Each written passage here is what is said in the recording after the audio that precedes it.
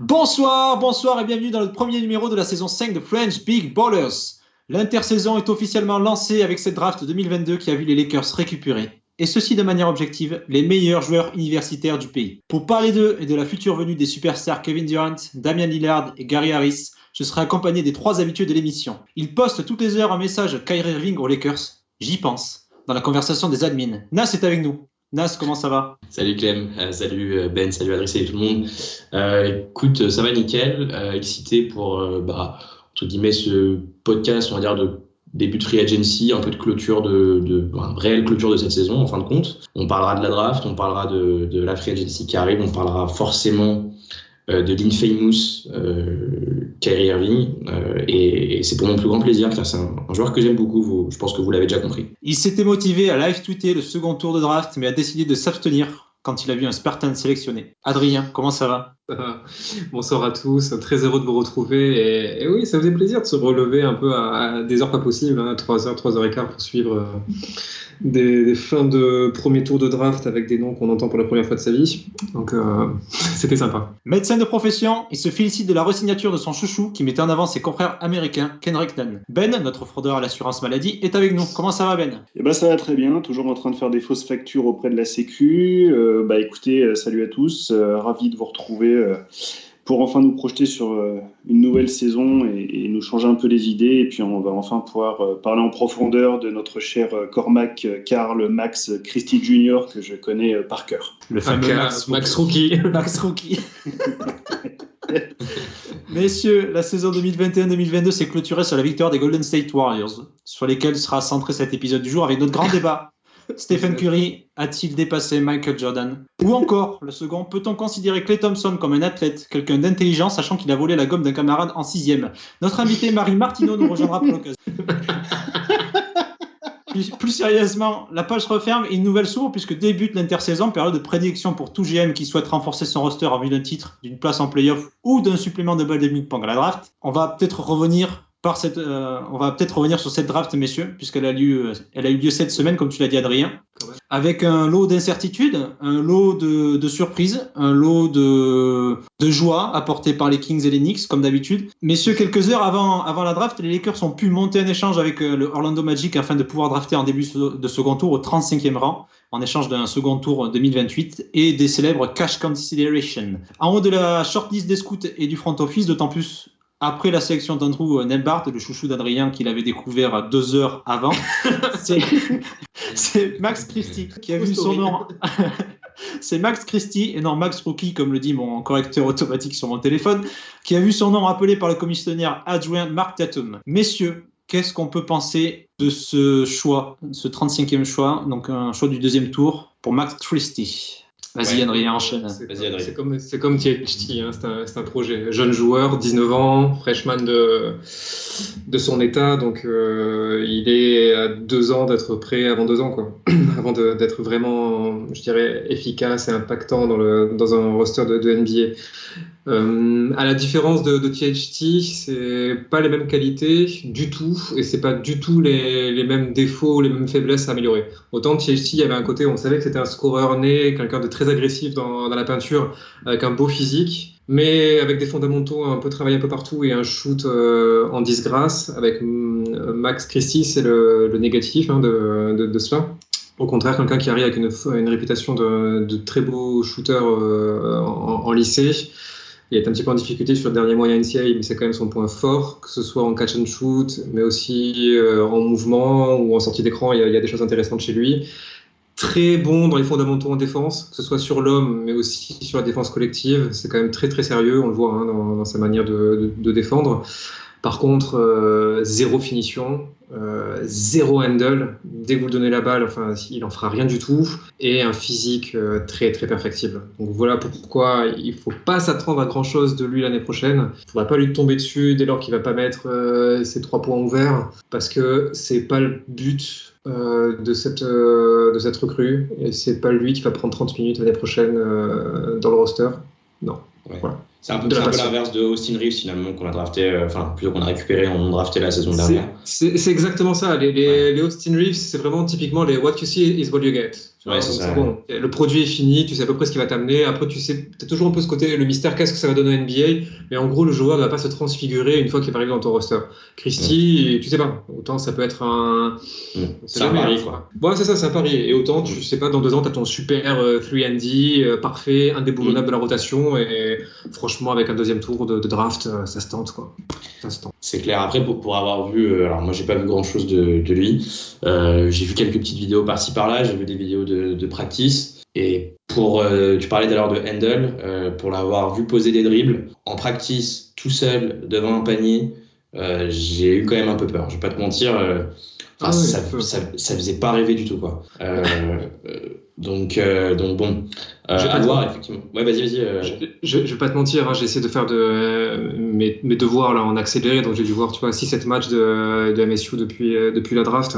Ouais. Et dès qu'on lui passe la balle, il en fait rien. Il y a beaucoup de turnover, il y a des passes téléphonées. Enfin, c'est pas son rôle. D'ailleurs, tu vois déjà dès la fac, il est très très dans un rôle off-ball dans le corner, sachant que Iso joue beaucoup sur un système Horn, c'est lui, donc il est allé directement dans le corner. C'est voilà.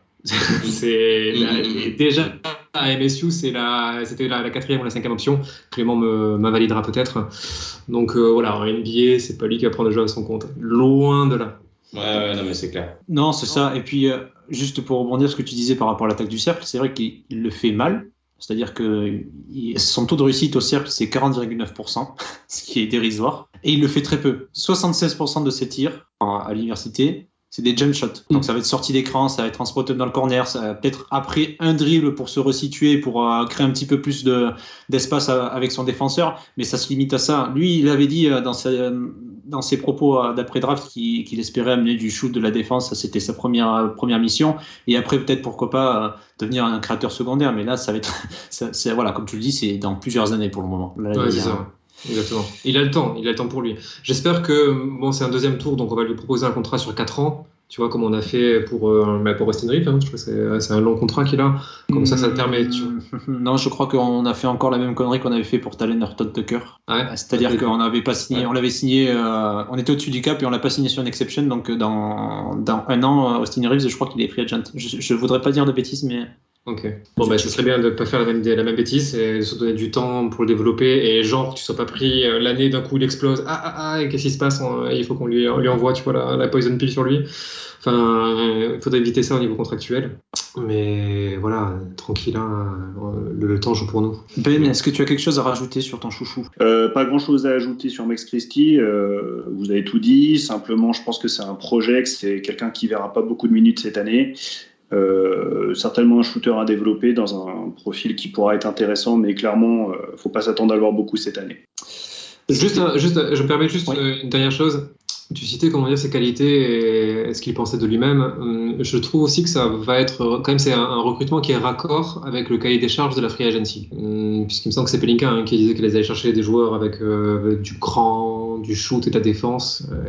On peut penser quand même que déjà Christie et Devin Arm compatibles. Du coup, j'allais enchaîner sur le fait qu'on a signé aussi 2 autres rookies en two-way contract comme l'année dernière. Donc c'était le rejeton Scottie Pippen Jr., combo guard scoreur à Vanderbilt, qu'on va peut-être un peu voir cette saison s'il y a des blessures et s'il y a des absents Covid, et Cole Swider, qui joue à Syracuse. Est-ce que tu as fait aussi tes devoirs de scouting, Adrien, ou on passe rapidement? Ouais, très vite. En fait, c'est des joueurs, à mon avis, surtout je pense au fils Pippen, qui va être, à mon avis, agréable à avoir joué en Summer League. C'est un produit, par contre, beaucoup plus fini, comme Max Christie, et lui, c'est quelqu'un qui va faire l'essentiel de ses points au cercle. Très patient sur le pick and roll, plutôt puissant, pas très grand, mais puissant. Et donc ça, j'imagine, par rapport à des défenseurs plus frêles ou là en Summer League, ça va déjà payer. Et par extension aussi en G-League, je pense qu'il a tout à fait le profil pour bien jouer pour les South Bay Lakers. Et après, comme tu dis, sur la fin de saison, selon comment on est à poil ou pas, en scoring de sortie de banc, au poste de meneur, tu sais jamais. Tu sais jamais, ce type de joueur-là, ça peut être un chouchou. Il y a plusieurs meneurs petits qui ont quand même réussi dans cette ligue, donc pourquoi pas. En tout cas, c'est tout le mal que je lui souhaite, mais il part de beaucoup plus loin que Christie, c'est sûr. Et le troisième, le shooter de Syracuse, avant il était à Villanova, c'est un transfuge de Villanova. Lui, c'est pareil, pareil, je pense que ça va être sympa à avoir joué parce que son tir, il est bien plus au point que celui de Max Christie, puis il peut se le créer lui-même. Il a eu des gros coups de chaud cette année à Syracuse et face à des équipes de talent. Je crois qu'il met plus de 30 points contre North Carolina, par exemple, qui est quand même arrivé en finale du tournoi l'année dernière. Mais par contre, il a que ça. Il a que du scoring. Donc ça, c'est très bien pour la Summer League, c'est très bien pour la G-League. Après, pour la NBA, tu sais pas. Ouais. Donc sait-on jamais, tu vois, genre à l'aile, t'es dépeuplé, il n'y a plus personne qui peut enquiller un tir, tu l'as en tout et contract, donc il te doit 45 ou 50 jours dans la NBA, ça peut servir. Et tu sais jamais, il prend un coup de chaud, 2-3 tirs, et ça lui fait ces 10-15 minutes, tu vois, dans la rotation. Pareil, c'est tout le mal que je lui souhaite, mais n'en attendons pas beaucoup plus. Ça servira à rien. On se ferait du mal pour rien. Ouais, mais l'idée, à mon avis, pour ce choix et pour ces différents choix, c'est de faire un peu comme Austin Reeves. Tu sais qu'il y a de la qualité, tu attends d'en voir un peu plus.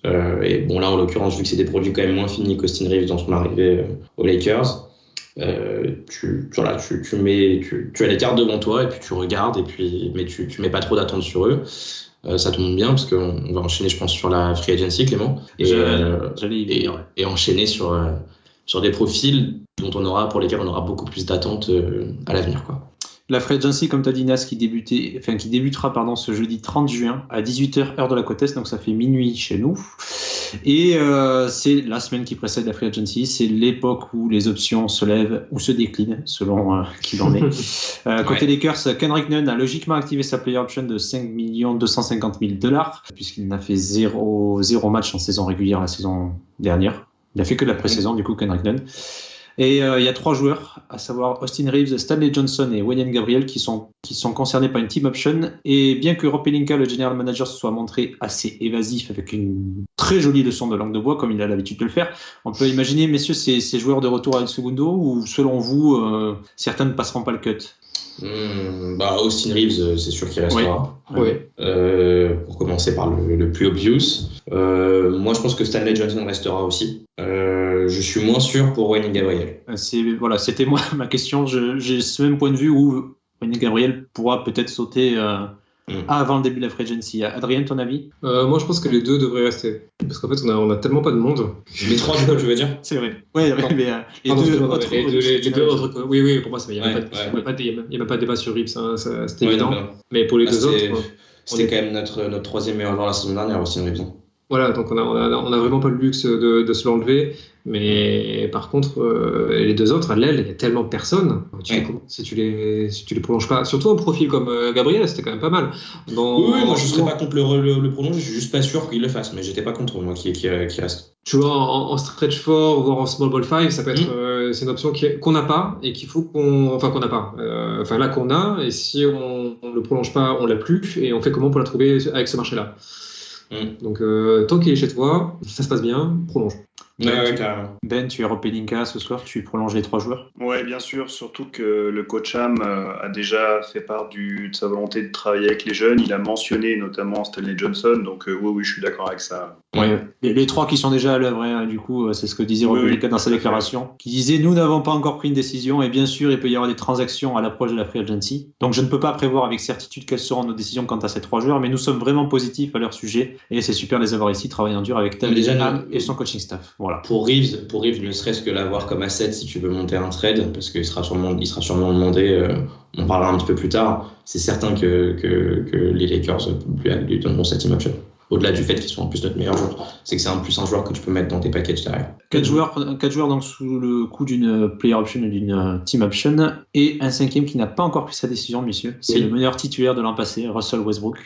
Il a jusqu'au 29 juin pour décider s'il active sa player option d'un peu plus de 47 millions de $, ou s'il vaut mieux aller tester le marché. Les 2 options, on commence par ce dossier, puisque ça aura un impact conséquent dans les moves et la marge de manœuvre des Lakers cet été, puisque dans le cas peu probable où il décline son option, vraiment personne ne le fera. J'avais déjà eu ce débat avec certains sur Twitter.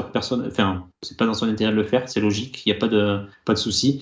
Donc s'il décline son option, les Lakers tombent à 12,2 millions sous le cap pour recruter. Dans le cas contraire, il faudra bricoler avec une taxpayer exception et des contrats minimum, à moins à moins qu'un trade ne vienne bouleverser le roster. Et ça tombe bien, puisque les rumeurs alimentent... Ou un stretch, mais là c'est aussi très peu probable. Il avait déjà dit que ça ne devrait pas se faire. Pour rappeler ce que c'est un stretch, c'est de couper le joueur et de diviser son salaire afin de l'étaler sur 3 saisons. Ouais, là pour lui, concernant, il a une saison de sous contrat, donc c'est 2 fois le nombre de la saison plus 1, c'est ça, Adrien ? C'est ça. C'est ça, donc ça fait 3 saisons pour lui. Ouais. Ce qui est un peu handicapant pour les finances plus tard. Ça permettrait à Los Angeles d'avoir une full MLE et une biannual exception, mais ça pourrait handicaper la suite des opérations les années suivantes. T'aurais 15 millions de dead cap, un peu plus 15 millions de dead cap sur les 2 saisons suivantes, quoi. C'est ça, donc. Ouais, c'est ça. Donc les rumeurs, une horrible option que j'espère on ne prendra jamais. Vraiment une option à court terme, quoi, finalement. Ouais. Surtout pour faire quoi, tu vois. C'est ça. Dédicace à lui, Deng. Qui lui, officiellement il avait été trade sur plus, lui il avait été trade sur 5 ans. C'est ça, il est resté 2 ans de contrat, 2 x 2 plus 1, 5, voilà. T'es content. C'était pas Josh Smith qui avait pris, qui était sur 7 ans ou un truc comme ça. Oh putain. Je crois que les Pistons ils ont mis du temps à le faire sortir. Et donc, Luol Deng qui n'est plus qui ne pèsera plus sur les finances des Lakers. C'était sa dernière saison. Merci à lui pour tout ça. Merci pour rien. Merci Luol. Merci pour ton service. Bon, messieurs, on revient aux rumeurs qui alimentent la sphère NBA en marge de la free agency et en marge de la draft, un peu explosé. Kyrie Irving, qui était le meneur des Nets cette saison, qui est dans la même situation contractuelle que Russ. Il a une player option, voilà. Et il est 36 millions, 36 millions. Il espérait trouver un accord avec les Nets pour prolonger son bail à Brooklyn. Il veut un max, en fait. Il veut un max. Il était susceptible de signer le contrat max qui était de 248 millions sur 5 ans. Sauf que son GM ne semble pas parti pour signer ça. Et Kyrie Irving menace de quitter les Nets d'une manière que ce soit. Donc, quitte à signer pour la taxpayer exception. Donc la solution d'un sign and trade n'est pas plausible pour les Lakers, hard cap oblige, et la possibilité que Kyrie active son option pour pouvoir demander son transfert continue de faire rêver les fans de Los Angeles. Messieurs, votre avis, dans un hypothétique cas où tout se déroule, tout se passe bien pour les Lakers et ce n'est pas une tentative de Kyrie Irving et de son clan pour faire monter les enchères avec son GM. Oui. Et qu'il est disponible, qu'est-ce qu'on fait ? Est-ce qu'on se jette dessus ? Bon, le problème c'est si je réponds. Allez Nas, en premier. Non mais si c'est pour je suis le boss du fan club de Kyrie Irving en France. C'est maintenant. Allez, pour tout donner là, c'est maintenant. Par où commencer ? Effectivement, moi pour répondre à ta question, est-ce qu'on se jette dessus ? Oui ou non ? Pour moi, oui. De toute façon, je pense pas qu'on puisse trouver un meilleur deal, on en parlera un peu plus tard. Il y en a peut-être certains qui peuvent être potentiellement meilleurs, mais ça va être compliqué de potentiellement échanger Westbrook contre mieux que Kyrie Irving aujourd'hui. De toute façon, on serait probablement amené à donner plus que Russell Westbrook pour pouvoir avoir Kyrie Irving dans le cas où on voulait l'avoir. Alors ce qui semble plutôt rassurant, c'est que visiblement la seule équipe qui a montré un intérêt selon Woj pour aller chercher le meneur des Nets serait les Lakers. Il y avait 2 équipes qui seraient potentiellement intéressées par le profil, on va dire, Kyrie Irving. Mais je pense que de toute façon, Kyrie Irving n'intéressera pas tout le monde parce qu'il a un profil un peu particulier, pas vacciné, pas prévu de se vacciner, joueur qui, en plus, a déçu quand même sur cette dernière série de playoffs, notamment contre les Celtics, moins que KD, mais a déçu quand même. Donc sa valeur basketballistique a quand même un petit peu chuté, même s'il reste un fabuleux joueur. Oui. Pourquoi oui parce que ça voudrait dire d'un point de vue sportif, même d'un point de vue on va dire un peu moral. En fait, finalement, le prisme Kyrie Irving il est gigantesque par rapport aux Lakers. Ce serait un retour du duo Kyrie Irving-LeBron qui ont quand même gagné un titre ensemble. D'un point de vue sportif, on va dire purement de ballon, ce serait intéressant, notamment s'il est couplé à Austin Reeves, ce qui est quand même une grosse réserve parce que dans un cas où tu fais partir Westbrook, moi je suis quasi sûr que Reeves partira avec lui, pour mon plus grand désespoir. Mais imaginez un backcourt Kyrie-Reeves, c'est quand même un peu plus sexy qu'un backcourt Russell-Reeves dans l'idée. Reeves ou un autre, on parlera plus tard des cibles de la free agency. Ça fonctionne parce que le shoot à 3 points est bon, parce que tu as ton deuxième ball handler avec LeBron qui peut pour le coup lui vraiment jouer off-ball. Il est très bon on-ball mais il peut aussi jouer off-ball. Donc d'un point de vue sportif ça clique. d'un point de vue, on va dire, de legacy de Kyrie. Il serait dans la franchise de son père, entre guillemets, spirituel, Kobe. Il serait dans la franchise aussi d'un de ses très très bons amis, pareil, un de ses autres pères spirituels en basketball, qui est Phil Andy, qui reste Lakers en plus. Donc franchement, toutes les planètes seraient alignées pour avoir un Kyrie Irving dans de bonnes dispositions psychologiques et basketballistiques pour que ça fonctionne. Voilà, je pense avoir plus ou moins fait le tour. Après, je pense que vous allez tous un peu expliquer pourquoi c'est compliqué de le faire venir et pourquoi c'est bon d'être fait. Mais voilà, je pense que d'un point de vue, on va dire, de la big picture, c'est se dire que ça va être compliqué de trouver mieux que Kyrie Irving comme marché pour Russell Westbrook. Je pense que si 3-4 mois en arrière, on se posait la question, en dépit même de sa série face aux Celtics, si on se posait la question de se dire, imaginez, on arrive à transformer Russell Westbrook en Kyrie Irving cet été, je pense que vous êtes tous d'accord pour dire qu'on n'y aurait pas cru. Et là, c'est un petit peu inespéré, ça nous tombe un peu dessus. C'est quand même sérieux, mine de rien, comme rumeur, parce que ça fait plusieurs jours que Woj et Shams en parlent. Il n'y a pas eu de démenti des Nets, il n'y a pas eu de démenti du clan Irving, donc ça sort pas de nulle part. Puis LeBron balance des petites pistes potentielles par-ci par-là. Alors est-ce que c'est du LeBron comme on le connaît, un peu taquin à la free agency, qui balance des billes pour ne pas se manger d'amende de tempering, on ne sait pas. Mais voilà, toujours est-il que la rumeur est bien là, et puis je cède le micro. De quoi parle Mazal ? Tu me contrediras peut-être, mais il me semble qu'avant la combine, Sean Marks et Rob Pelinka s'étaient rencontrés. Ah, je sais pas, tiens, tu vois, je sais pas du tout. Je sais pas du tout. Il semblait avoir lu ça, Okay. donc c'est pas impossible que le dossier n'ait pas déjà été abordé entre les... Ouais. Mais voilà, je pense avoir plus ou moins fait la big picture. C'est vrai que moi, à titre personnel, je serais extrêmement heureux, parce que c'est vrai que dans mes joueurs, dans mon top 3-5 des joueurs préférés, on va dire d'un point de vue affect en NBA actuellement, Kyrie est dedans depuis un moment. Donc voilà, je pense que ça ferait sens. Je pense que ce serait pas le deal parfait de chez parfait, mais ce serait le deal totalement inespéré qui ferait quand même exploser le plafond des Lakers pour la saison prochaine en tant que contender. Après, voilà, on en parlera, je pense, un peu assez rapidement. Et comme tu le disais actuellement, pour revenir, il y a deux moyens d'y arriver. Soit en tradant Westbrook pour que les salaires matchent s'il prend son option, soit que Kyrie opt-out et prenne la magnifique, la bien grasse et tax-paying MLE des Lakers, ce qui n'arrivera probablement jamais. Mais auquel cas, voilà. Voilà, je pense avoir fait le tour. Si les gars voulaient rajouter des choses, allez-y. Moi, je veux bien intervenir. Moi, je suis perplexe. Kyrie Irving, tel quel, était un formidable joueur de basket. Tu disais qu'effectivement, si on arrive à le récupérer, les planètes seraient alignées. Reste encore à savoir sur quelle planète se trouve Kyrie actuellement. Moi, il me fait peur. Pomme pour pomme, Kyrie contre ce, je prends. Encore faudrait-il que ça soit un intérêt pour toutes les parties. Et là, j'avoue que je suis perplexe pour le camp d'en face, ou les camps d'en face, parce que je vois mal les Nets récupérer Russ. Kyrie, s'il joue, s'il est sur le terrain, c'est évidemment une plus-value non négligeable. Moi, ce qui me fait peur, c'est de me retrouver avec un Kyrie qui joue 30 matchs par an. Moi, en tout cas, on se posait la question dans notre groupe de discussion, est-ce que vous faites Kyrie ou est-ce que vous faites un package ? Évidemment, il faut voir le package. Moi, je serais plus pour le package, malgré tout. Voilà. De récupérer des joueurs des role-players ou des joueurs de second rang, mais voilà, peut-être plus... c'est méchant pour Hayward. Un peu plus, j'y reviens, je me rattrape. Peut-être un peu plus de sûreté que Kyrie Irving au niveau du physique, au niveau du mental, au niveau des atouts qu'il pourra apporter, notamment en défense. Et de présence sur le terrain. C'est ça, parce que ça. Donc voilà. Adrien, ouais, du coup. Après, j'ai à préciser quand même que Kyrie, la saison dernière, ça tournait à 27 points de moyenne, hein, quand même. C'était pas, on parle pas du... Voilà, c'est un excellent joueur de basket quand il joue.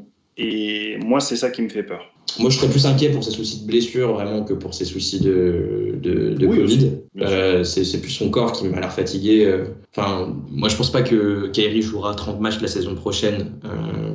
Après, on n'a pas encore vraiment d'infos sur ce qui va se passer pour les matchs, etc., pour la saison pro. Il en a aussi raté beaucoup parce qu'il a entre guillemets souffert, je sais pas si on peut le dire comme ça, mais de la très stricte, des restrictions très strictes par rapport à la NBA en début de saison. qui se sont quand même allégés au fur et à mesure. C'est pas dit que la saison prochaine, ils puissent jouer encore plus que cette saison. Mais d'un point de vue basket, c'est quand même, sans trop rentrer dans de la stat de fou et trop rentrer dans le profil, on parle d'un joueur qui shootait 8-3 points par match la saison dernière et qui tournait à 42%. On n'a jamais eu ça aux Lakers, je pense, de l'histoire de la franchise. Tu vois. Je suis 100% d'accord avec toi. En tant que joueur, ce serait une vraie plus-value, surtout par rapport à ce qu'on a actuellement. Moi, ce qui me fait peur, au-delà des restrictions Covid, parce que c'est pas forcément ça que j'avais en tête, moi, c'est plus son état d'esprit vis-à-vis du basket en général. Je pense que c'est pas sa priorité en fait. Il l'a déjà prouvé et pas que dans ses années honnêtes. Il a un état d'esprit particulier, c'est un joueur particulier et on n'est pas à l'abri, à mon avis, avec lui que pour X ou Y raison, il décide à un moment donné de mettre sa carrière de côté. C'est pas lui qui est diagnostiqué limite autiste ?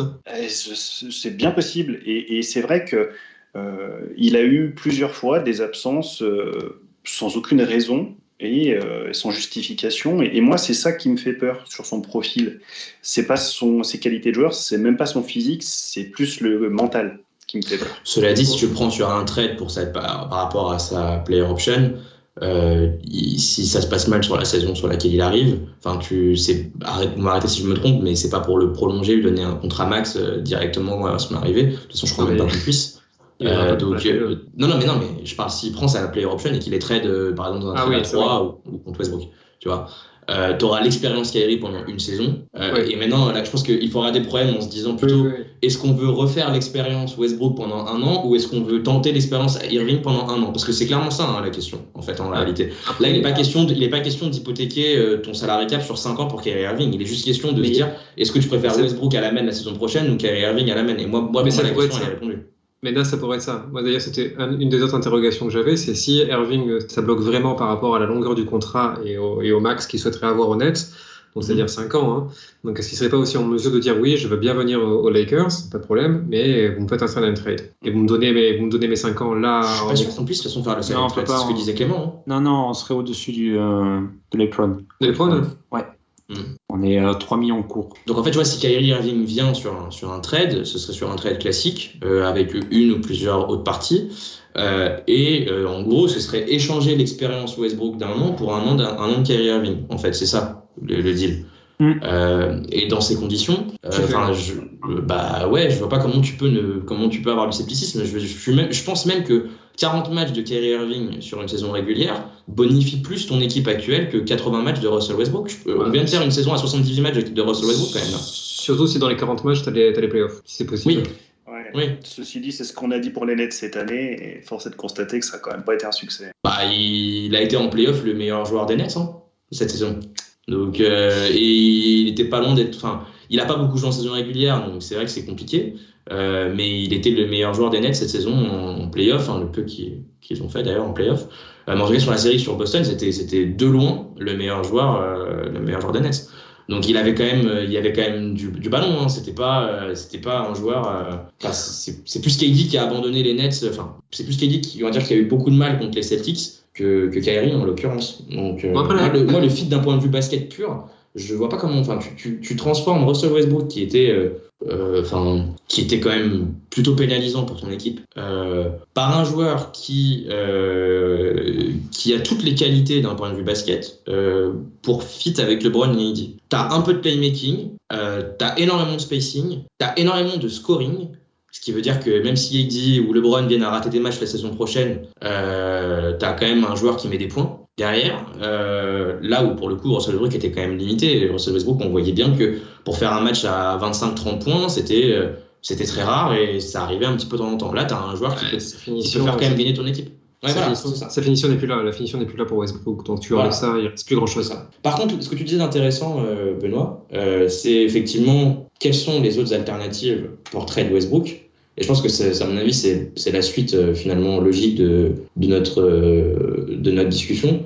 C'est quels sont les packages potentiels pour Westbrook qui seraient plus intéressants pour nous que récupérer Kyrie Irving. Je dis pas qu'il n'y en a pas, mais je pense que ça vaut peut-être le coup de les énumérer. De toute façon, ça ira très très vite à mon avis. Je crois qu'on avait abordé donc les Hornets où il était question de Gordon Hayward et je sais pas qui était attaché potentiellement. Bridges. Oubre ou Rosier. Ouais, c'est Oubre ou Rosier, c'est ça. Ouais. Exactement. Oubre Rosier, potentiellement Plumlee aussi plus. Et puis il y a les Pacers qui ont été mentionnés aussi autour de Brogdon, mais là aussi ça semble compliqué, hein, clairement. Bah ouais. On en parlait un peu en off. Vas-y. Le point commun entre les trois destinations, que ce soit les Nets, les Hornets et les Pacers, c'est, outre Westbrook, qu'est-ce qu'ils vont demander en plus? Bien sûr. Ouais. S'ils demandent quelque chose en plus. Et toi... Ils demandent quelque chose en plus, c'est sûr. Et toi, en pic, tu veux rajouter quoi? Parce qu'on va quand même pas non plus s'hypothéquer nos pics jusqu'en 2050 pour une saison. Non. Après, on va le retenir, là. Il faut qu'on retienne les leçons quand même. Parce que c'est vrai que quand on avait fait le all-in pour l'opération Steve Nash et après pour Dwight Howard, on s'en sort pas si mal que ça. Hein. On s'en sort pas si mal que ça. Mais là, déjà cette année, les Pelicans sont déjà vainqueurs parce qu'ils se chopent quand même un pic 8. On va voir ce que ça va donner hein, s'ils rentabilisent, tu vois, dans le temps, leur Australien. Mais déjà, on en paye le prix. Donc, on va continuer à s'alourdir d'années. Je sais pas. C'est une question que je pose. Malheureusement, je pense que l'état d'esprit du front office, c'est clairement all-in. On a LeBron, il faut tout donner. Moi, c'est pas ma position préférée, mais je pense que c'est l'état de fait. À partir du moment où on s'est mis dans le bourbier Westbrook, on n'a plus tellement de choix en fait aujourd'hui. La question c'est qu'est-ce qui est le moins pire? Et à mon sens, ça resterait de trouver un package convenable. Il est évident que quel que soit le trade qui sera validé, je vois pas comment on peut s'en sortir sans mettre au moins un pic dedans en plus, parce que Westbrook c'est une sacoche. Oh, c'est pas dit que si t'échanges, pardon, je te coupe, c'est pas dit si t'échanges Westbrook contre Hayward et par exemple Oubre, c'est pas dit que tu doives cracher un first round dans le deal pour le coup. Pour moi, les packages où tu vas forcément mettre un first round, peut-être même deux, c'est Brogdon ou Kyrie. Mais pareil, tu vois, tu mentionnais le package Brogdon. Si tu veux un joueur qui joue, faut pas aller voir Brogdon, hein, parce que Brogdon il joue pas. Il joue moins que Kyrie. Donc tu vois, Brogdon sur les 2 dernières saisons, il a joué 40 matchs. Donc c'est vrai que, voilà, c'est effectivement, et d'ailleurs Gordon Hayward aussi, et à voir aussi comment il revient. Tu vas récupérer un joueur qui sera en kit lui aussi, hein, de toute manière. Donc de toute façon, tu n'échangeras pas Westbrook contre Kevin Durant ou contre je sais pas qui. Forcément, ce sera Lillard. Voilà. Ce sera pas Stephen Curry non plus. C'est-à-dire que voilà, tu n'auras pas le joueur parfait, tu n'auras pas le deal parfait pour ton équipe en échangeant à Russell Westbrook. De toute façon, en voyant son niveau à Russell Westbrook, on aura ce qu'il vaut, entre guillemets. Maintenant, il faut se dire quelle est la meilleure value basketballistique que tu récupères en échangeant à Russell Westbrook parmi ce qu'on a dit. Moi, je pense qu'on peut éliminer Brogdon déjà de 1 parce que pour moi, c'est pas le choix le plus évident parce qu'il est quand même ultra injury prone. Et si c'est pour récupérer un joueur qui va pas beaucoup jouer, déjà qu'on a Anthony Davis qui est quand même loin d'être ultra reliable, si je peux dire ça comme ça. Voilà, moi rajouter un troisième joueur, un troisième couteau qui joue autant qu'AD, je comprends, personnellement je vois pas trop ça m'intéresse pas, même si j'aime bien le profil Malcolm Brogdon. Donc c'est ça, c'est ce qu'il faut se dire. Et par rapport au pic, le pic, c'est pas dit que t'en envoies un aux Hornets. Je sais pas ce que vous en pensez les gars, peut-être que je vis dans une réalité alternative. Mais par contre pour Kyrie, c'est sûr que je pense que tu dois en donner un. Et pour Brogdon, c'est sûr que tu dois en donner 1 ou 2. Le souci pour rebondir, c'est je partage l'avis de Ben et je comprends les réticences. Et évidemment, un package avec Brogdon. Donc, en termes de salaire, il va falloir équilibrer. Donc, ce serait Brogdon avec Hield ou Miles Turner. Donc, évidemment que tu vas cracher des voilà, dans tous les sens. Parce que tu récupères deux bons joueurs pour le coup. C'est ça. Et le souci, c'est que Indiana n'est pas dans l'urgence de les sortir. Donc, c'est des joueurs qui fit plus ou moins avec leur timeline. Là, ils sont partis sur des jeunes. Donc, c'est vrai que Brogdon ne fait pas sens de ce côté-là. Mais vu la longueur de son contrat et l'impact positif que peut avoir ce joueur quand il est en santé, ils ne sont pas dans l'urgence. Contrairement peut-être aux Nets qui doivent forcément sortir Kyrie Irving, si ce dernier leur dit c'est ma dernière saison ici, démerdez-vous, vous me trouvez un point de chute et sinon je m'en vais sans rien. Sinon vous récupérez sans rien. Sauf que Westbrook c'est rien aussi potentiellement. Je dis pas pour la valeur sportive, mais dans un an il n'y a plus de contrat, donc tu vois si tu fais ça sert à rien. Donc tu vas forcément demander quelque chose en plus. Hein. C'est ça, non mais on est d'accord. Et donc là, forcément, tu auras un premier tour de draft. Il y aura peut-être, alors tu l'as dit Adrien, il y avait Austin Reeves, il y avait THT aussi, qui n'a pas une énorme valeur après cette saison-là, mais qui peut venir équilibrer les salaires. Ouais. Bah, et les salaires, mais tu lui envoies ça au net. Donc imagine, ça fait. Ça fait que t'as 42 millions. THT, 10 millions. T'as 57 millions avec THT. Le souci, c'est, alors de tête, parce que j'ai un petit point technique où je me pose la question, c'est si la trade kicker de Kyrie Irving pèse dans les salaires. Alors il me semble que ça pèse dans le salaire que les Lakers vont recevoir, mais ça ne pèse pas dans les salaires que les Nets envoient. Il y a un décalage entre les deux. Le souci, c'est qu'il y a déjà une différence de salaire entre Kyrie Irving et Russ, ça veut dire qui oblige les Nets. Ils envoient qui alors? Ils envoient Joe Harris en plus. Joe Harris. Le souci, c'est que soit on se trouve un moyen, il y a une troisième équipe qui accepte de prendre Russ et qui donne un peu moins, qui donne une contrepartie qui pèse un peu moins en termes de salaire au Nets, soit ils envoient Joe Harris. Et auquel cas, tu envoies THT pour équilibrer et finir d'équilibrer le salaire. Joe Harris qui n'est pas non plus en odeur de sainteté du côté des Nets. Bon, je t'avoue que maintenant c'est à eux d'estimer leurs joueurs. Et c'est vrai que là, on commence à partir dans l'hypothétique, à savoir il faut des joueurs pour équilibrer ou il faut une troisième équipe pour équilibrer. Ouais. Messieurs, est-ce que vous voulez continuer à vous déchirer sur le sort de Kyrie Irving et Russell Westbrook, ou on part du principe que quoi qu'il arrive dans le roster de l'année prochaine, il y aura un meneur, que ce soit Russell Westbrook, Kyrie Irving ou Rozier ou Brogdon, et on essaie de voir qui les Lakers pourraient cibler pour accompagner ces joueurs-là et accompagner LeBron et Anthony Davis vers un second titre. Et là, pour moi, la vraie difficulté, elle est là, d'ailleurs, plus que le hypothétique. Parce que tu vas le dire que nous, on n'a pas grand-chose à donner, quoi. On a une tax player exception de 6,4 millions de dollars. Voilà. Si on est suffisamment malin, il y a déjà une partie de cette c'est ça. De cette enveloppe qu'on va devoir garder pour prolonger notre ami Max Rookie sur plusieurs saisons. Pour rappel, vu qu'on est au-dessus du cap, etc., si on signe, on peut toujours signer un rookie du second tour, sauf qu'il sera signé pour 2 ans, et dans 2 ans, il sera agent libre restreint. C'était le cas pour THT. Et on a dû aligner un énorme salaire, enfin du moins un salaire plus conséquent au bout de 2 ans. Et c'est le cas de Austin Reeves, on a fait exactement la même bêtise, alors que je crois que c'est Erin Pincus qui avait fait un post sur ça. Grosso modo, si tu amputais $250,000 sur le salaire de Kendrick Nunn, qui a pris l'exception l'année dernière, tu pouvais signer Austin Reeves sur ta tax player et tu pouvais l'avoir 3 saisons. Voilà. Donc, cette enveloppe-là, et après, minimum.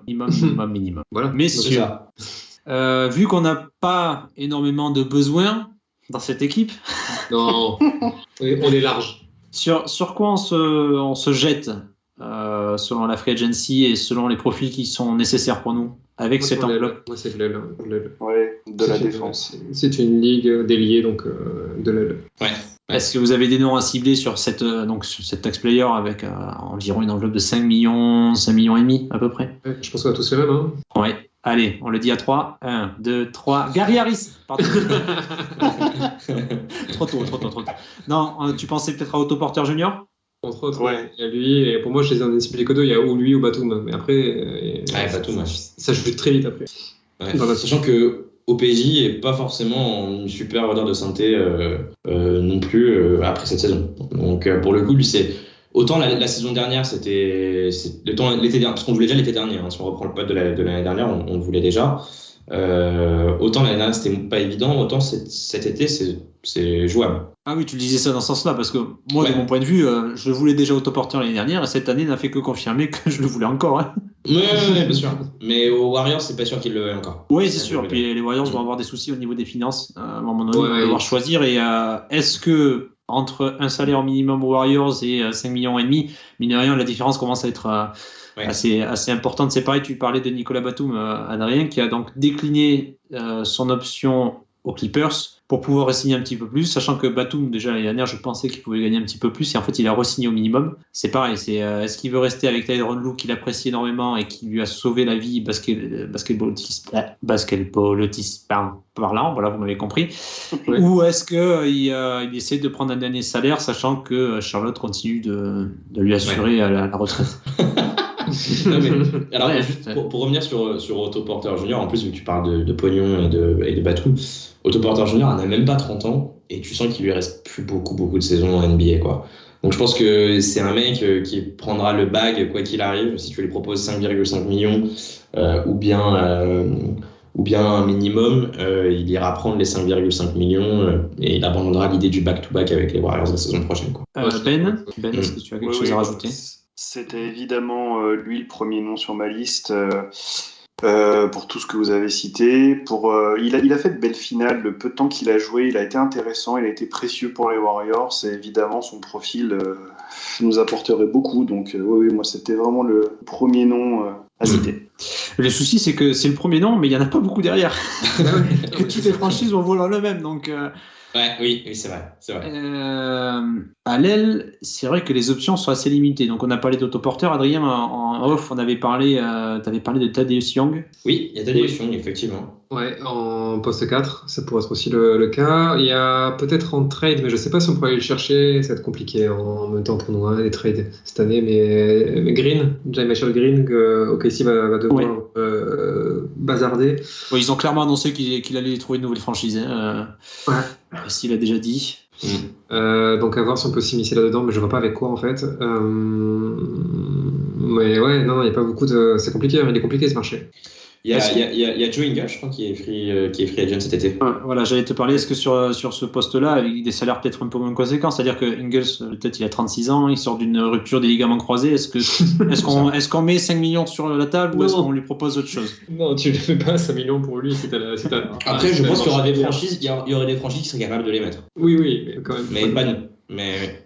est-ce qu'il y a d'autres noms sur l'aile, peut-être au minimum? TJ Warren. Qui est-ce qui pourrait, je sais pas. Ouais, t'as Warren, t'as qui? Mais au minimum, non, pas au minimum, un peu au-dessus du minimum quand même. Ouais, TJ Warren, c'est pas le minimum.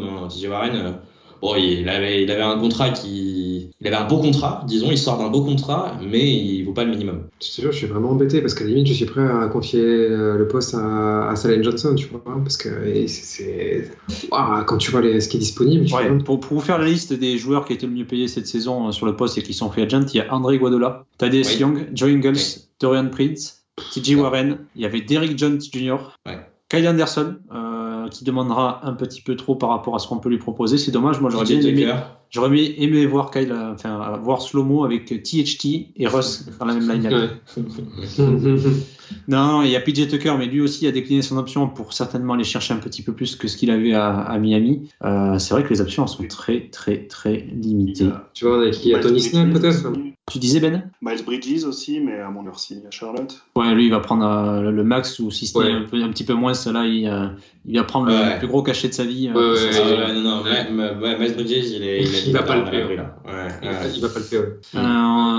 Après, il va falloir aller chercher peut-être des côtés des swingman. Il y avait Daniel House qui était à Utah qui peut peut-être venir pour un minimum. Et c'est vrai que c'est grâce à lui qu'on est champion. Ouais. Oui, c'est vrai. Sombre histoire, cette bulle d'Orlando. Après, on est plutôt sur des ailiers, mais on peut aussi regarder éventuellement le poste de pivot, qui est quand même un poste où on est. T'es ultra nul. Le souci avec ce poste de pivot, c'est chaque saison, je crois qu'on revient sur ça parce que chaque saison on change de pivot. C'est est-ce que tu mets un petit peu plus que le minimum pour le joueur, est-ce qu'on ne mettrait pas un peu plus que le minimum? C'est ça la question. Avec le risque que tu n'utilises pas ce pivot en playoff. Alors l'idée c'est quand même, si tu mets une partie de ta MLE, c'est de prendre un profil qui est playoff, que tu peux utiliser en playoff. Sauf que personne. Non, je te vois venir, Clément. Non. J'ai rien dit pour le moment. Non, je sais pour le moment. Mais non, tu gardes ça pour toi, s'il te plaît. Non. Est-ce que on n'enverrait pas notre MLE pour le retour du fils prodige des Lakers drafté, le fameux, est-ce que vous voyez de qui je parle ou pas du tout? Il y en a plusieurs. Thomas Bryant. Tu parles de Damien Jones? Je parlais de Thomas Bryant, mais effectivement, Damien Jones, c'est pas mal aussi. Moi, je l'ai ciblé, Damien Jones. Au minimum, il peut revenir quand il veut. Oui, moi aussi, au minimum, avec plaisir. Mais on n'est pas sur les minimums, on est sur le. Ok, sur le TPMLE. Après, effectivement, sur la TPMLE, il n'y a pas grand-chose au poste de pivot, on va pas se mentir. Il n'y a rien. Il y a Nurkic, mais il prendra plus, je pense. Et en plus, après, c'est au niveau du profil aussi. C'est-à-dire que, soit tu pars sur un pivot capable. Mais voilà, il faut un pivot un rim runner et rim protecteur. Ibaka, il commence à fatiguer un petit peu. Soit tu pars sur un stretch 5. Et le souci, c'est que les stretch 5, ils sont soit au-dessus de ce qu'on peut proposer. Le retour de Montrezarel, let's go. Non, il va l'empêcher. Soit c'est au-dessus. Tu parlais de joueurs que tu peux utiliser en playoff super facilement. Oui. Exactement. Ouais. Ça, c'est au-dessus. Donc, à savoir Thomas Bryant qui revient de blessure, je pense qu'il peut aller chercher au-dessus. Et Mo Bamba qui est toujours. Il est RFA, lui, pour le coup. Ouais, c'est ça. Mais après, surtout que. Mais ça s'alignera pas beaucoup sur Mo Bamba, à mon avis, si tu lui proposes quelque chose. Le souci, c'est qu'après, ils ont pris Paolo Banchero, qui n'est pas forcément un 5 pur. Tu vois, au départ, il parlait de hologramme, donc tu pouvais te le lâcher. C'est ça. Plus un 4, si tu veux. Mais c'est-à-dire que tu pouvais espérer qu'en prenant hologramme en 1, ils puissent abandonner Bamba, sachant qu'ils ont re-signé Wendell Carter Jr. Le rêve de pendant la saison. Sauf que ça ne sera pas le cas. On va chercher Williams aussi. La prophétie n'arrivera toujours pas cet été pour Bamba, je suis dégoûté. Moi, vu les noms qui sont sur cette free agency, tu vas chercher un rim runner au minimum ou peut-être un petit peu plus, mais tu mets pas ta tax player là-dessus. Non, je veux pas. Mais il y en a par contre des rim runners disponibles au minimum, je pense, cet été. J'ai la liste sous les yeux là, il y en a. Ouais. Il y avait Jamal le retour, j'allais dire le retour d'un champion NBA avec les Lakers, potentiel. Le retour de l'infamous André. Et je parle pas d'André Iguodala, sera sur le marché lui aussi cet été. Après lui, je pense qu'à mon avis, il y a plus de chances qu'il finisse au Shanghai Sharks qu'aux Lakers, mais ouais. Mais bon, ouais, est-ce qu'on peut se dire qu'on a fait le tour peut-être de la MLE? En fin de compte, c'est Otto Porter Jr. Petite question là, parce qu'il y avait un nom que j'avais piqué qui monte un petit peu plus après cette saison-là, avec des très bonnes stats avancées. Isaiah Hartenstein. Il te Clippers, mais non? Ouais, est-ce que tu mets plus que le minimum du coup, Adrien? Non. Ouais, c'est la question parce que j'ai vu des fans s'enflammer, pas forcément des fans de Los Angeles, mais des fans s'enflammer sur le prix qu'ils pourraient prendre. En tout cas, c'était des noms que j'avais mis. Pour le coup, là, je vous avoue, j'avais fait un tableur avec des joueurs, ils sont tous au minimum au niveau du pivot. Damien Jones, Javel Magui, Gorgui Dieng, s'il veut venir. Minimum. Isaiah Hartenstein, et après les autres qui pouvaient nous intéresser sont au-dessus. Donc c'est vraiment si à la limite Russell Westbrook opt-out et que les Lakers ont un peu de marge sous le cap, pourquoi pas aller chercher. Ouais, moi je te dis, tu sais ce que je fais, moi je mets limite si c'est ça, comment dire, je signe un contrat pour JF et qu'est-ce qu'on va se faire chier, tu vois. Mon Dieu. Et petite question, est-ce qu'on a parlé de Derrick Jones Jr. Je l'avais cité, vous n'avez pas rebondi dessus quand j'ai parlé des ailiers. Derrick Jones Jr. Parce que bon, alors lui, blessure, donc alerte quand même, il reviendra d'une blessure. Mais on parlait de l'aile, alors ça shoot pas, ça c'est sûr. Mais c'est profil un peu swingman, plutôt bien dans la NBA actuelle. Voilà, ce sera pas incroyable, mais c'est un ailier. Qu'est-ce que vous en pensez? Un ailier qui défend, qui attaque le cercle et qui shoot pas, on en a déjà un. Enfin, c'est pas pour faire un blasphème, hein. On est d'accord que Derrick Jones Jr. est certainement un meilleur joueur que Stanley Johnson. Mais en termes de priorité, je dépenserai pas plus que le minimum pour lui. Enfin, le souci, c'est que tu n'as qu'une option, enfin qu'une exception pour toute ta free agency. D'accord. Et c'est après, pas forcément. Tu peux la split aussi, t'as tes. Ouais, c'est ça. Tu peux la split. Mais c'est pas forcément le profil vers lequel j'irai en premier, quoi. Ok. T'as parlé de Kyle Anderson. Ouais, c'est pareil. Vous voyez plus que le minimum, sachant qu'il touchait quasiment 10 millions cette saison. Pour moi, il va re-signer pour autant, quasiment. Hein. C'est ça. C'est ça qui est dommage, parce que lui, c'est profil sympa. Ouais. Et c'est pareil, il y avait Gary Harris. Il prendra pas laissez-moi. Non. Il prendra certainement plus on peut pas Gary Harris. On a déjà Austin Reeves, on a THT et on a Nunn. Il y a pas tu vois, c'est pas possible. Mais il peut jouer pivot, il peut tout faire, Gary Harris. Non. Bon, on passe direct au minimum, du coup. Il y avait une question aussi, messieurs, parce qu'il y a un joueur qui était aux Lakers qui va certainement prendre un petit peu plus que le minimum parmi nos free agents. C'est Malik Monk. Est-ce qu'on tape sur le fait qu'il ne sera plus là? C'est pareil, encore une fois, on n'aura pas l'argent pour il va prendre plus, il va prendre 10 millions cette année. Moi, je l'avais dans ce range-là aussi. Malik Monk et Gary Harris à 10 millions ou plus. Full MLE. Ouais. Et après, le souci, c'est que moi, en termes de profil, la tax player, je la mets sur autoporteur ou sur Thaddeus Young. Et après, il faut que des minimums. Tu peux pas faire autre chose. On peut pas. Avec ce roster-là, on peut pas. Donc, est-ce qu'on est d'accord sur le fait que vous êtes GM, on fait partie du front office demain? Priez, pauvres fans des Lakers. On part sur une option, une exception offerte à autoporteur junior. Donc 5,6 millions pour la saison. PJ Tucker la prenne, mais tu dois prier beaucoup, quoi. Ouais. Ou tu dois menacer, mais c'est vraiment pas une bonne chose à faire avec tes PJ Tucker, je crois. Non. Donc, tu offres ton exception à un poste 3-4 capable de défendre et d'étirer le jeu. Et après, tu tapes sur des minimums pour accompagner les joueurs que tu as sur le terrain. Donc, au niveau des pivots, on a cité les noms. Je ne sais pas si vous en voyez d'autres, mais Damien Jones, Javel Magui, Gorgui Dieng, voire Isaiah Hartenstein, qui est une bonne solution selon moi. Est-ce que tu reprends Dwight? Est-ce que tu reprends DeAndre Jordan aussi? Non, mais non, à travailler. Ouais. Ouais, du coup, je reprends Dwight Howard juste pour pas qu'il y ait Tristan chez nous. Je prends Dwight Howard. Non, mais Damien Jones, moi, oui, tous les jours. Le souci, c'est que donc là, on part. Il te faut 3 pivots NBA. Tu peux tabler sur le fait que tu as Montrezl.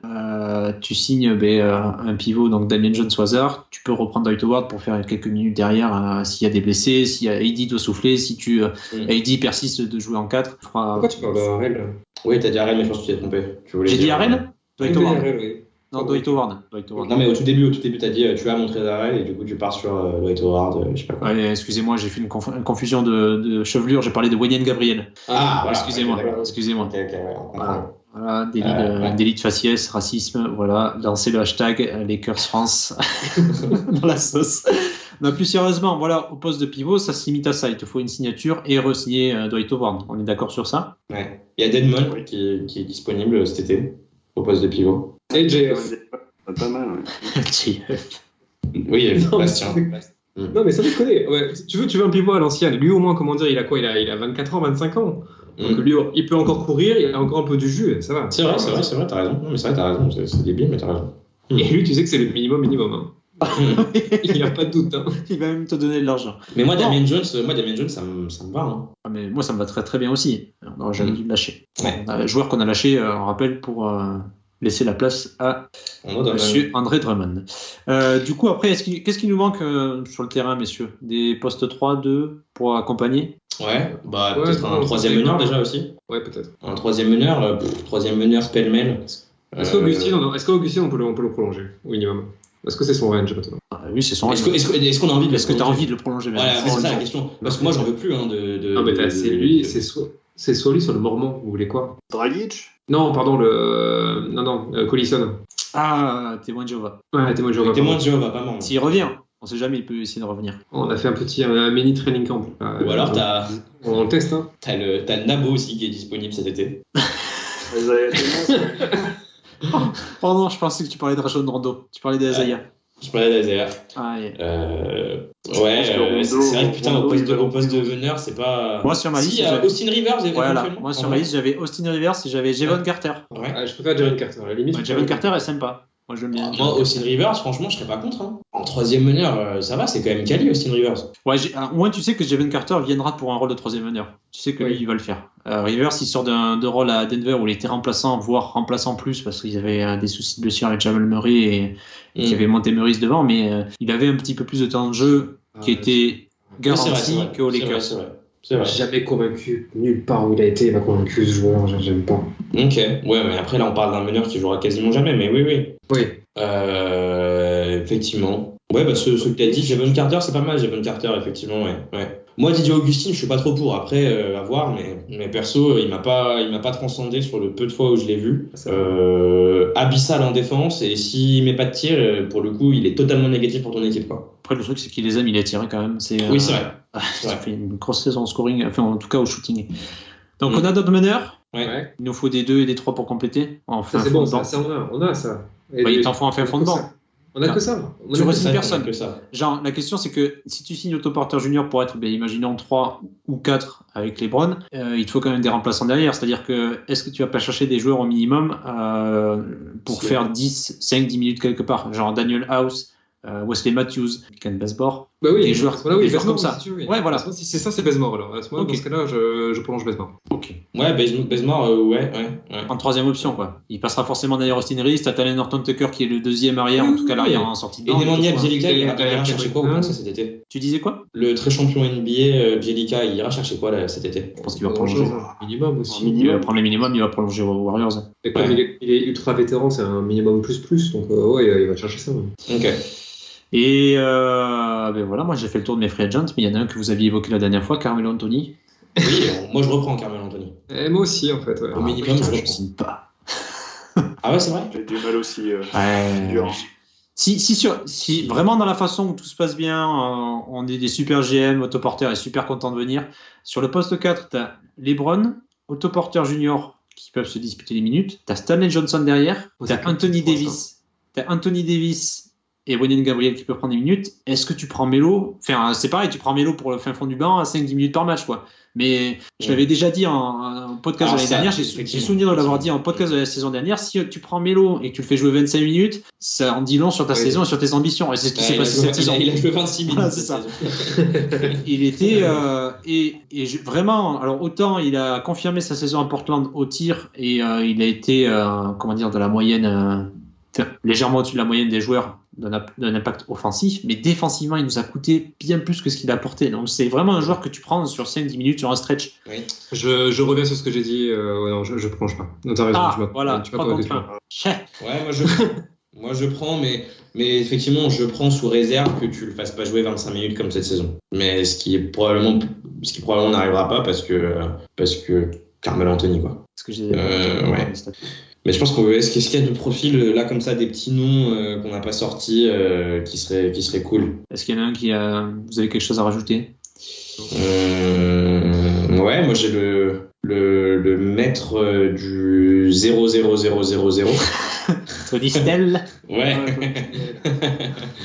Ouais. Je sais pas ce que vous en pensez. En fin de banc, c'est quand même mieux que Wayne Ellington, non? Wayne Ellington ne reviendra pas, selon moi, de toute façon.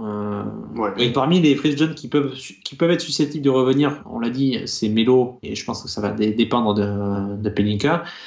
T'as peut-être Bazemore qui semble attaché, et je pense qu'il peut rendre des services. Moi, Bazemore, je suis chaud, honnêtement. On en a pas parlé sur mais moi, Bazemore, je suis chaud. Et après, il te reste qui? Il te reste Ellington, il te reste Ariza, mais Ariza, c'est foutu. Non, alors Ariza, c'est non. Et il te reste Avery Bradley. Oh, c'est non aussi. C'est non aussi. Putain, c'est vrai qu'on en avait quand même. On en a eu un paquet de joueurs bien moisis cette saison quand même. Putain. Waouh. Est-ce qu'il y a franchement, je pense qu'on n'a pas tué les records cette année des joueurs les plus moisis. Après, de l'empilement de joueurs nuls, quoi. Putain. Après, faut pas se leurrer, avec des contrats minimum, t'auras jamais. Non, mais c'est sûr, mais c'est sûr. J'ai juste un autre nom peut-être à proposer, comme on est sur notre lancée de prendre des fils d'anciennes stars NBA. Est-ce qu'un Gary Payton, ça se tenterait pas? Il prendra plus que le minimum, il restera aux Warriors. Il vient d'être champion, il y a des champions avec eux, il est adoré aux Warriors. Il monte sur le parquet qu'il vaut beaucoup plus qu'un minimum, on l'aura jamais malheureusement. Mais dans l'idée, oui. Je l'avais noté au cas où dans l'hypothétique option où Russell Westbrook décline voilà. Option justement, et tu te retrouves à avoir de la marge de cap et une petite room exception, je sais plus de combien il y a d'autres de 4 millions et demi, un truc comme ça, donc tu peux signer un free agent, une petite enveloppe, ouais. 5 millions, un peu plus de 5 millions. Ouais, à voir comment tu te dispatches, si tu peux le signer sur le cap et tu signes quelqu'un d'autre sur la room, et voilà, tu te débrouilles comme tu veux, mais voilà, dans ce cas-là, mais il prendra plus que le minimum. Est-ce que c'est primordial pour nous de le prendre avec la tax player? Je sais pas. Tax player. Ouais. Après, alors tax player, si on n'avait pas de meneur, pourquoi pas, mais c'est quand même un meneur excitant. Mais malheureusement, au minimum, on va être trop light nous. Il y en a un qu'on n'a pas cité. Markieff Morris. Est-ce qu'il s'est remis de ses soucis de dos? Ouais, du lapin là. En forêt de Jokic. Ouais. Franchement, oui ou non? Ouais, j'irai pas le chercher. Non. Tu vois, je balance des noms, hein, comme ça. Pour le coup, tu vois, les joueurs qu'on avait ciblés, et, les anciens Lakers qu'on aimerait bien faire revenir, finalement, c'est JaVale McGee qui avait un profil de rim runner et Damian Jones qui est beaucoup plus jeune. Les autres plus anciens, c'est pas forcément une bonne option de les faire revenir. Enfin, il y avait Ken Bazemore et peut-être Wesley Matthews. Je sais pas, Wesley Matthews, dans l'idée, je suis chaud.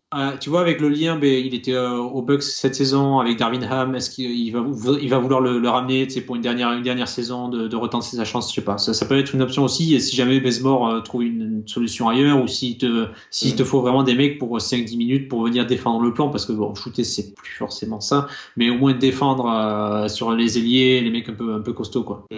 Surtout si tu pars dans ce que tu disais, Adrien, en tout début du podcast, si tu pars du principe que Max Christie sera pas prêt cette saison et qu'il va pas faire beaucoup de minutes avec nous. Ah, tout à fait, oui.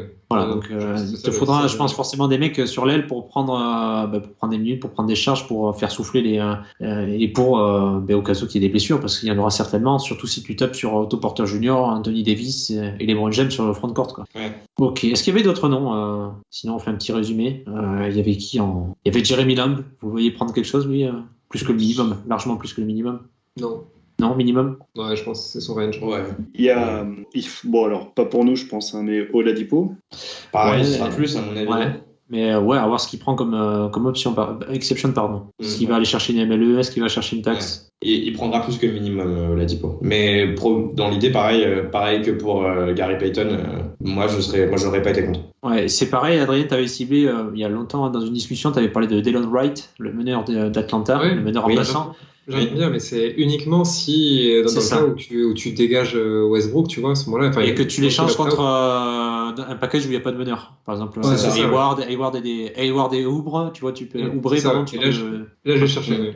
J'aime bien. J'ai toujours mes joueurs, je trouve des joueurs intelligents, tu vois, des follants, quoi, mais qui en fait te bonifient vraiment en collectif. Moi, j'aime bien. Ouais. Mais bon, c'est cher, mais c'est cher, hein, c'est cher. Ouais, c'est cher. C'est vrai que ça va vraiment dépendre de Russell Westbrook finalement et de ce début de saison. En fait, Pelinka se retrouve dans une urgence de faire le deal en début de free agency pour pouvoir combler les trous après, quoi. C'est ça. Ça paraît compliqué. Et sachant qu'on a quand même remarqué un truc, c'est que Westbrook joue quand même un petit peu la montre en ne prenant pas son option très très vite. Ah oui, là il va la prendre au 29, mais bon, ça n'empêche pas Pelinka, de commencer à parler des deals depuis un mois, quoi. De bosser. Ouais, c'est clair. Je sais pas s'il cherche à le dégoûter ou pas. On résume comment du coup? On peut résumer rapido. Exception déjà, la seule qui nous reste, TPMLE. Autoporteur junior, comment il s'appelle, Tadeusz Young Ou Batum, c'est ça. C'est tout. Et maintenant on peut faire rapidement les minimums un peu poste par poste pour combler ce qu'on a. On peut commencer par le poste de meneur, du coup, sachant qu'on prend le scénario où on aura un meneur la saison prochaine, que ce soit Terry Rozier, Russell Westbrook ou Kyrie Irving. Donc ça veut dire qu'il reste qu'un troisième meneur à aller chercher. Et donc on a dit c'est soit Augustine, soit Devon Carter. Ouais, Devon Carter, ouais. Voilà, c'est ça, exactement. Au poste d'arrière, poste 2, a priori... personne. Voilà. Ouais, tu gardes les mêmes. Enfin, quand tu dis personne, c'est tu gardes Austin Reeves titulaire, tu gardes Norton Tucker en 2 et quelques Lesbos pour faire les fonds de... Exactement. Tu peux faire à la limite Matthews. Moi, je pensais à Nunn, effectivement. Moi, je l'avais mis à la main, je l'avais compté comme meneur. Enfin, il va être combo guard, donc il va. C'est le numéro 2, d'accord, ok. D'accord. Ouais, pourquoi pas. Non, mais oui, ça sera forcément je le compte plus comme un combo guard, ouais, c'est ça. Je le compte plus comme un combo guard, comme un meneur pur. Mais oui, fair enough. Si tu gardes pas Bazemore, pourquoi pas aller parler à Matthews s'il peut t'écouter. Wes Matthews. Ouais.